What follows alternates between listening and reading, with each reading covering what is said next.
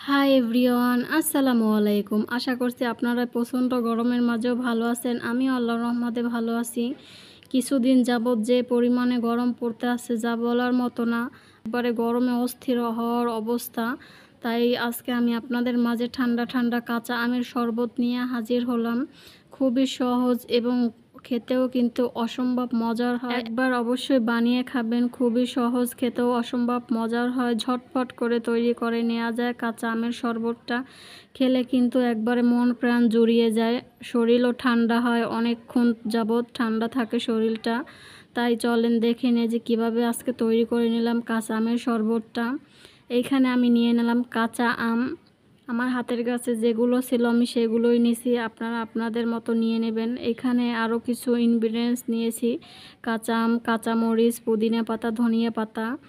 এখন একটা ব্লেন্ডার জাগে আমি দিয়ে দেবো কাঁচা আমের টুকরোগুলো আমি কেটে নিয়েছিলাম, সেগুলো দিয়ে দেবো, ধনিয়া পাতা, পুদিনা পাতা, আর দেবো 2টা কাঁচামরিচ। আপনারা ঝালটা আপনাদের পছন্দ মতো দিয়ে দেবেন। দিয়ে দেবো চিনি পরিমাণ মতো, বিট নুন, চাট মশলা দেব, আর দেব লেবুর রস, আর অল্প পরিমাণে ঠান্ডা পানি দিতে হবে। বেশি একবারে দেবেন না, তাহলে ব্লেন্ডার করা যায় না, দানাদার দানাদার থাকে। প্রথমে অল্প কিছু পানি দিয়ে ব্লেন্ডার করে নিতে হবে। দেখতে পাচ্ছেন আমি অল্প পানি দিয়ে ব্লেন্ড করে নিয়েছি কিছুক্ষণ।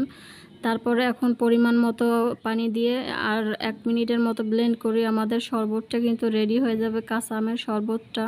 এখন একটা গ্লাসে কিছুটা আইস কিউব দিয়ে এখন আমি আমের শরবতটাকে ঢেলে দেব গ্লাসের ভিতরে।